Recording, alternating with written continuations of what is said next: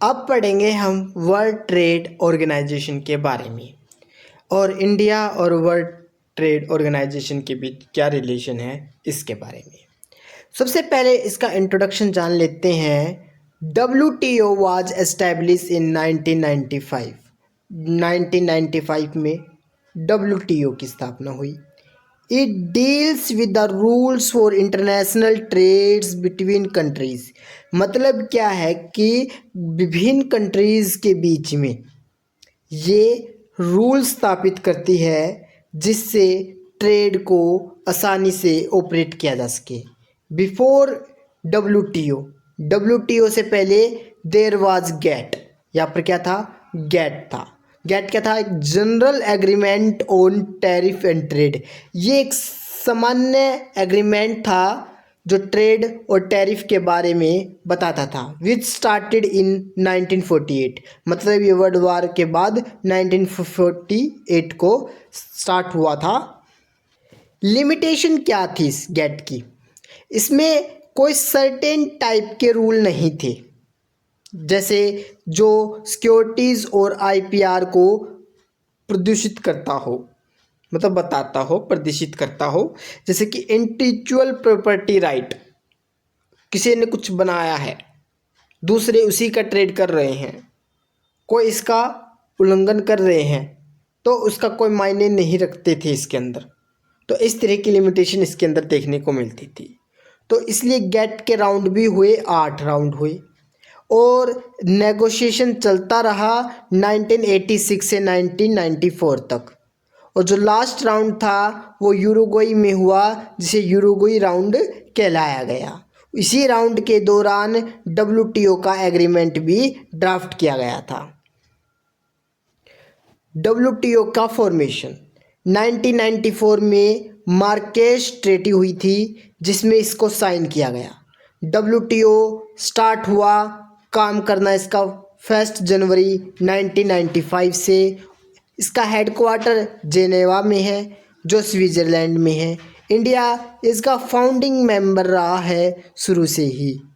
तो इस WTO के क्या सिद्धांत है, किस चीज़ के ऊपर ये फोकस करती है? फ्री ट्रेड के ऊपर। सबसे पहले means removing trade barriers between countries. देशों के बीच ट्रेड बैरियर्स को ख़त्म करना इसका प्रमुख लक्ष्य है। सिद्धांत 2 तरह के ट्रेड बैरियर्स देखने को मिलते हैं। एक है टैरिफ बैरियर, इसमें क्या टैक्सेस इसके अंदर शामिल होते हैं। टैक्सेस ऑन इम्पोर्ट्स, मतलब क्या है, हम कुछ इम्पोर्ट्स कर रहे हैं, दूसरे देश से कुछ मंगवा रहे हैं तो उसके ऊपर हम कस्टम ड्यूटी लगाते हैं।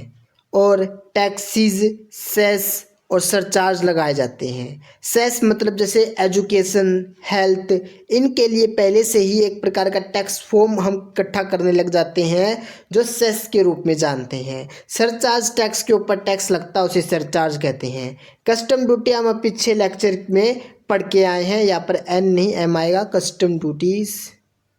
तो यहाँ पर देख सकते हैं हम कि कस्टम ड्यूटी अलग अलग तरह की ड्यूटीज़ होती हैं जो लगाई जाती हैं। कस्टम ड्यूटीज़ में ट्रेड क्रेशन, ट्रेड डिवीज़न, ये हम पढ़ के आए वही चीज़ है।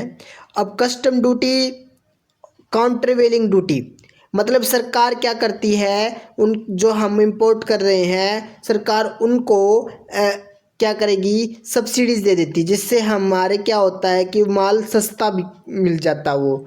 और वो चाइना क्या करती है, जैसे सरकार वो अपने जो उद्यमी है उनको सब्सिडी दे देगी तो उनका माल हमारे भारत में सस्ता आएगा। सस्ता आएगा तो हमारी इंडस्ट्रीज़ खतरे में होगी। उसके लिए सरकार क्या करती है, काउंटर वेलिंग ड्यूटी का यूज करती है। और कोई कंपनी ऐसा करने लगे, वो अपने देश में तो महंगा बेच रही है लेकिन अब भारत में आकर सस्ता बेच रही है, तो क्योंकि भारत के मार्केट को कैप्चर करना चाहती है तो इसके लिए भारत सरकार क्या करेगी, एंटी डंपिंग ड्यूटी का इस्तेमाल करेगी। लेकिन क्या है कि टैरिफ बैरियर के इन सब को हटाने का काम कर रहा है WTO। इसका मतलब ये नहीं कि हम अपने उद्यम को, अपने प्रोड्यूसर को प्रोटेक्शन नहीं दे सकते, उसके लिए भी है, लेकिन हम हर बात के ऊपर टैरिफ नहीं लगा सकते। ये बात को इंश्योर करता है WTO।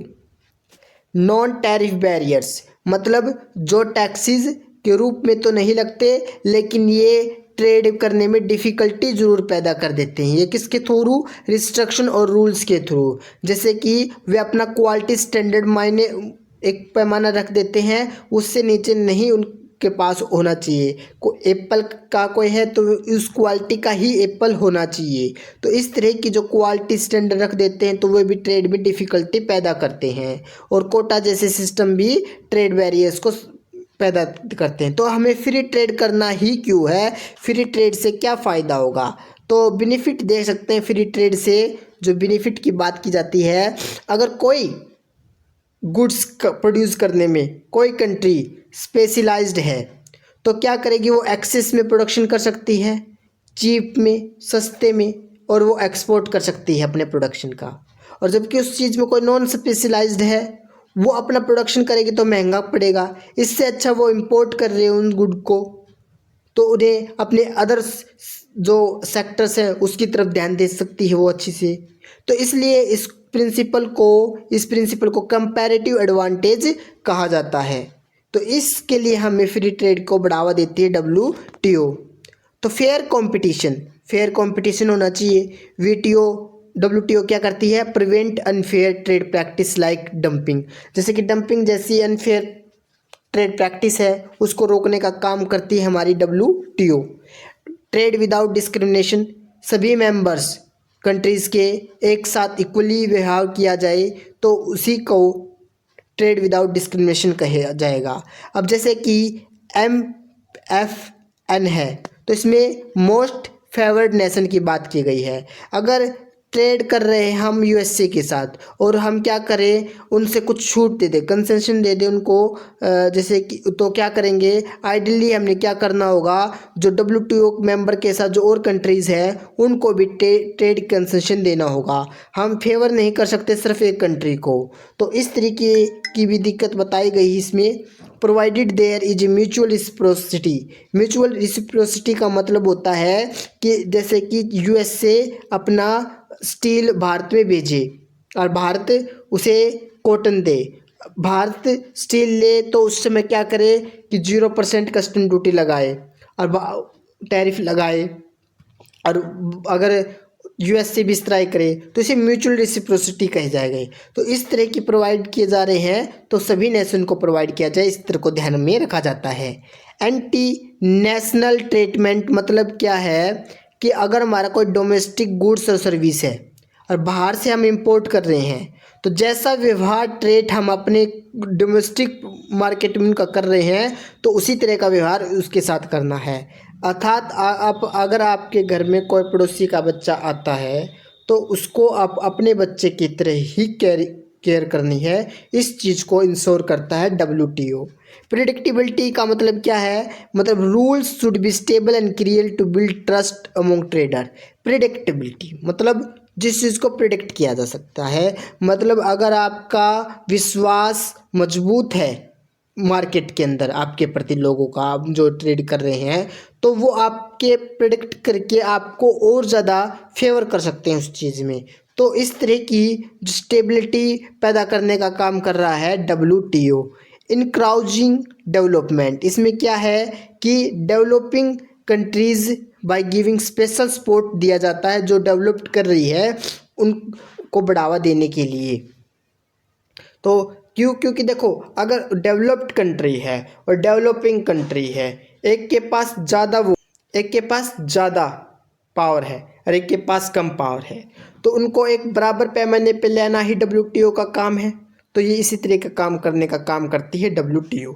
एग्रीमेंट ऑफ WTO के क्या क्या एग्रीमेंट है? वैसे तो बहुत सारे एग्रीमेंट हुए हैं, हम मुख्य रूप से जो एग्रीमेंट्स हैं उनको ही पढ़ेंगे। गैट क्या है कि ये जो ट्रेड में जो गुड्स हैं उनके रूल्स के ऊपर काम करने का काम करता है। गैट्स मतलब जनरल एग्रीमेंट और ट्रेड इन सर्विसेज, जैसे कि बैंकिंग, IT इन जैसे को ये मदद करने का काम करता है इस एग्रीमेंट के तहत। ट्रिप्स में क्या होता है कि trade related aspect of intellectual property right, मतलब आपकी जो प्रोटेक्टिव आइडियाज़, इनोवेशन और कॉपीराइट, इन सब को सुरक्षित रखने का काम कर रहे हैं ट्रिप्स एग्रीमेंट के तहत। Agreement on agriculture. मतलब क्या है, rules for trade in agriculture goods. Agriculture goods में फेयर ट्रेड करने के लिए ये एग्रीमेंट बनाया गया है। देखो, डोमेस्टिक सब्सिडी हमें कितनी देनी चाहिए एग्रीकल्चर सेक्टर में, तो उनको डब्ल्यूटीओ ने 3 बॉक्सेस के अंदर रखा गया है, blue box, green box, amber box. और जो डब्ल्यूटीओ ने इसको रेड बॉक्स के अंदर नहीं रखा है, क्योंकि ब्लू बॉक्स सब्सिडीज देते हैं और एक टाइड प्रोग्राम है जो लिमिट करता है प्रोडक्शन को, और इसके तहत इन्होंने इन 3 बॉक्सेस में इनको दिया है। और एक्सपोर्ट सब्सिडीज़ भी को भी कम करने की बात की जाती है, जिसकी लार्जेस्ट सब्सिडीज दी जाती है एग्रीकल्चर में यूरोप के अंदर। इम्प्रूवमेंट इन मार्केट एक्सेस, मतलब मार्केट एक्सेस आसानी से हो जाए, इसके लिए टैरिफ और नॉन टैरिफ बैरियर को हटाने की बात यहाँ पर की जाती है। अब डब्ल्यूटीओ का स्ट्रक्चर की बात कर रहे हैं, तो डब्ल्यूटीओ में जनरल काउंसिल होती है जो डे टू डे का काम करती है, और मिनिस्ट्री कॉन्फ्रेंस होती है जो टॉप डिसीजन मेकिंग बॉडी है। अगर इनके बीच कुछ झगड़े हो जाए तो उनको सुलझाने का काम करती है डिस्प्यूट सेटलमेंट बॉडी, जो स्मूथली काम करने में मदद करती है। और अगर इनके अंदर मामले नहीं सुलझ रहे तो इससे ऊपर एक बॉडी होती है जिसे अप्लाइड बॉडी कहते हैं, ये एक कोर्ट की तरह काम करती है। तो इस तरीके से इसका स्ट्रक्चर देखने को मिलता है। तो डब्ल्यूटीओ वेल डिफाइंड स्ट्रक्चर है जो इंटरनेशनल ट्रेड मैटर्स को हैंडल करता है इफेक्टिवली, बहुत ही अच्छी तरीके से। अब डब्ल्यूटीओ के फीचर्स क्या है? डब्ल्यूटीओ के फीचर्स हैं, इसमें 160 प्लस मेंबर कंट्री से ग्लोबल ऑर्गेनाइजेशन की तरह काम कर रही हैं, और यहाँ पर नेगोशिएशन किया जा सकता है ट्रेड इशू के ऊपर, और डिस्प्यूट को हैंडल किया जाता है कंट्रीज़ के बीच में जो भी उनका ट्रेड है, और ग्लोबल ट्रेड के लिए पॉलिसी बनाने में भी ये मदद करती है। Focus on development specially for poor and developing country, ये डेवलपमेंट के ऊपर फोकस करती है विशेषकर पुअर और डेवलपिंग नेशंस के लिए। तो गैट और डब्ल्यूटीओ में डिफरेंस क्या है? गैट और डब्ल्यूटीओ, गैट में सिर्फ गुड्स के ऊपर ही ट्रेड के रूल्स के बारे में था, जबकि WTO service, goods, intellectual property in सब को कवर करने का काम करता है। गैट एक टेम्परेरी एग्रीमेंट था, लेकिन जो डब्ल्यूटीओ है ये एक परमानेंट ऑर्गेनाइजेशन है, और जो गैट था उसका कोई लीगल स्टेटस नहीं था, लेकिन इसका एक लीगल ऑर्गेनाइजेशन है प्रॉपर रूल्स के साथ। इसमें वीक डिस्प्यूट सिस्टम था, इसमें स्ट्रॉन्ग डिस्प्यूट सेटलमेंट मैकेनिज्म उपस्थित है। डब्ल्यूटीओ और इंडिया के में क्या देखने को मिलता है? India is one of the founding member of the WTO. WTO क्या है? फाउंडिंग मेंबर है डब्ल्यूटीओ का, और इसके साथ 134 अदर कंट्रीज भी पार्ट है डब्ल्यूटीओ की। WTO is a rule based organization है जो हेल्प करता है मैनेज करने में इंटरनेशनल ट्रेड को। इंडिया ने पार्टिसिपेट लिया है डब्ल्यूटीओ में जो इम्प्रूव करने के लिए इसकी इकोनॉमी को और ब्रिंग प्रॉस्पेरिटी, मतलब संपदा, अपने धन को ऊपर उठाने, अपनी इकोनॉमी को ऊपर उठाने के लिए। मैनी ट्रेड डिस्प्यूट, बहुत से ट्रेड डिस्प्यूट डिसएग्रीमेंट होते हैं इंडिया के बीच में जो अदर कंट्रीज़ हैं उसके साथ सेटल किया जा सकता है डब्ल्यूटीओ के द्वारा। India rule in WTO, India कैसे रूल करती है डब्ल्यूटीओ में? इंडिया एक महत्वपूर्ण रोल निभाती है मेजर ट्रेड पॉलिसीज़ के अंदर, बिकॉज इंडिया मेंबर है डब्ल्यूटीओ का। बहुत सी कंट्रीज़ है जो अब भारत के साथ इसी का ट्रेड भी कर रही हैं। This has help increase production, इससे हम प्रोडक्शन भी बढ़ता है, हमारा जॉब्स भी बढ़ती हैं, हमारे स्टैंडर्ड ऑफ लिविंग और बेटर यूज होता है जो इतने भी वर्ल्ड के रिसोर्सेज हैं उन सब का इससे। डब्ल्यूटीओ मिनिस्ट्री मीटिंग 2019 की बात है, इंडिया ने होस्ट की थी big WTO meeting developing country की न्यू दिल्ली में 13-14 मई 2019 को। इस मीटिंग के अंदर कंट्री ने डिस्कस किया चैलेंज जो फेस की जा रही थी ग्लोबल ट्रेडिंग सिस्टम के अंदर। जो पर्पज़ था इसका इकट्ठा करने का, डेवलपिंग कंट्रीज़ को ऊपर उठाने की बात थी, इकट्ठा लेके चलने की बात थी, और so they could discuss common problem, इनके सामान्य प्रॉब्लम को डिस्कस भी किया गया डब्ल्यूटीओ में और एक साथ सोल्व करने की बात भी की गई है। अदर पॉइंट्स क्या संबंधित है इससे? इंडिया इज़ ए पार्ट है ग्रुप G33 का, G20 का, जो प्रोटेक्ट करते हैं फूड सिक्योरिटी की तरफ। इंडिया आल्सो फाइल केसेस करती है डब्ल्यूटीओ में अगर महसूस करती है कि उनके साथ अनफेयर ट्रेड होता है, जैसे कि यूएसए यूरोप के अगेंस्ट इन्होंने किया था। तो क्या निष्कर्ष निकाल सकते हैं इस सब चीज़ों का?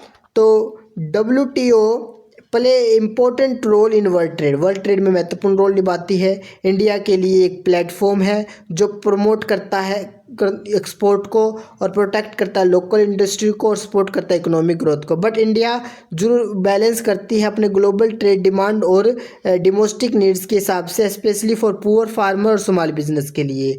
WTO addressing new challenging, WTO क्या है, नए एड्रेस कर रहा है नए नए चैलेंजेस को ग्लोबल ट्रेड के अंदर और इंश्योर करता है कि मोर स्ट्रक्चर, ट्रांसपेरेंट और कानूनी तरीके से, इन्फोर्सेबल तरीके से ट्रेडिंग सिस्टम चलता रहे।